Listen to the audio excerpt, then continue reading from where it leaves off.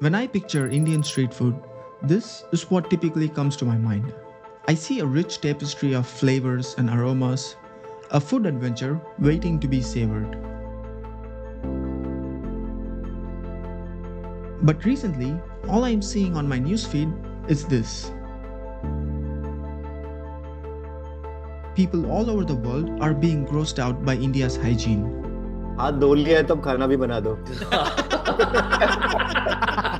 You'll see comments like, hygiene is illegal in India, dirtiest country in the world, delete India from the map, and so on. That is some tasty stuff. That's from the... What's going on with the Indian street food scene? Is it a food dream or a food nightmare?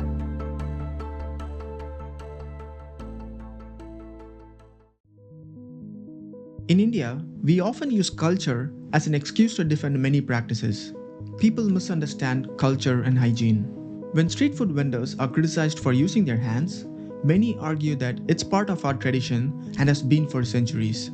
Sure, it's our tradition to use our hands while cooking or eating food, but that only works when your hands are clean, not when you're also using your hands to handle cash, scratch your body, and take out trash. All that sweat and moisture from your sweaty hands, it's a perfect breeding ground for bacteria. The bare minimum that these vendors can do is to wear gloves. A common misconception is that using gloves would mean that they would have to sacrifice on their profits or would have to raise their prices to keep up with their margins. But that's not true. Gloves cost less than ₹1 per pair when purchased in bulk. It would hardly make any difference in their profits and would massively boost the overall hygiene of the stall. A couple months back, this video of a kachori shop in Kolkata went viral. The owner was questioned about hygiene, and guess what? He started abusing the guy and asked him to leave.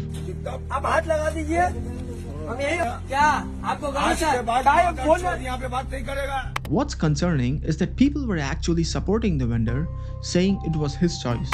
If you don't like the hygiene, then simply don't buy it. After all, the food is cheap, it's tasty, and nobody falls sick, so what's the problem? This attitude is not unique to just this incident. In many of these videos, you can see Indians being defensive about the whole hygiene situation.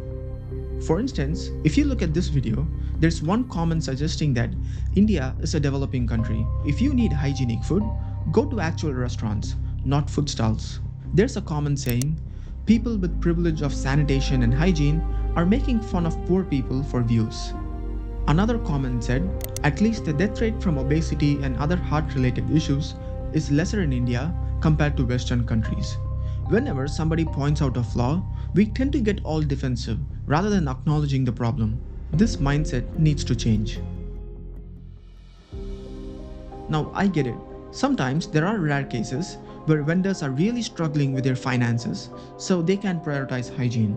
But that's not always the situation. Take this kachori guy for example. Apparently, some people say he owns multiple apartments in Kolkata and is actually well off. 50 तो Mercedes हम खरीद सकते हैं, ठीक है? 50 तो Mercedes staff लोगों को दे देंगे, बेटा जाओ मर्सिडीज में घूमो. लेकिन पापा के संग सर्विस की है ना, वो हर चीज को समझते हैं. Then there's this idli seller in Mumbai who makes rupees 4,500 per day by selling idlis. Then there's this pani puri seller who makes a profit of 2,500 per day, which adds up to 75,000 a month. Actually, what's your daily salary? Profit? 2,500 Per day. per day. In 2016, an income tax raid revealed that some pav bhaji sellers have properties worth rupees 50 crores. Recently, there was a post on Quora mentioning that samosa sellers in Mumbai make a profit of 1 per samosa and they go on to sell about 4,000 per day. These folks make a profit of rupees 1 lakh per month. The same goes for the ones that are selling chole bhature, cutlets, pakoras, etc. An article from 2021 showed that 250 street vendors and scrap dealers are actually millionaires in the northern city of Kanpur. The point I'm trying to make is that lack of hygiene is not always due to financial constraints. It's more because our society accepts lower standards. So the vendors, they just don't care. Do you genuinely believe that this kachori shop owner couldn't spare a few rupees to get a pair of gloves? With just a little effort, like cleaning the walls, using a clean cloth, or making sure his feet isn't next to the food, it would drastically improve the overall hygiene of his stall. If this is the hygiene standard on display, imagine the environment where the food is actually being prepared, where nobody sees it. Hygiene doesn't have to be anything fancy. Simple measures like keeping food in a closed environment, making sure your utensils are clean, or using gloves to handle food is the bare minimum. Part of the problem also lies with customers. When it comes to street food, we mostly care about taste and price. If customers are okay with vendors using their dirty hands to mix the food, vendors will continue with this practice. Now, you might be wondering, are there no regulations for the street food vendors in India? How do they manage to get away with such poor hygiene? We have the Food Safety and Standards Authority of India, also called the FSSAI. Its goal is to ensure food safety and hygiene standards across India. All food businesses, including street food vendors, are required to comply with these food safety regulations. This regulation is a 100-page document which goes into detail about everything that a vendor has to comply with. One crucial section within this document is the Schedule 4. It outlines hygiene requirements specifically for street food vendors. Simple stuff like providing rubbish bin with covers, ensuring that cooking utensils are clean, and mandating that food handlers are clean and wash their hands with soap is clearly detailed. So the government does have regulations, but like many things in India, the issue lies with enforcing and ensuring that people follow these regulations. Unfortunately, a lot of these vendors don't even know that something like the Schedule 4 even exists. In India, a large population of people eat food on a tight budget. They work 16 hours a day and they don't have the luxury of dining in fancy restaurants. Their bodies kinda adapt and become immune to this unhygienic street food. Which is why, although millions in India eat street food, the majority are usually fine. But people visiting from abroad, they often fall sick immediately if they consume it. Overall, it's hard to generalize street food hygiene in our country. Sometimes it's satisfactory, sometimes it falls short.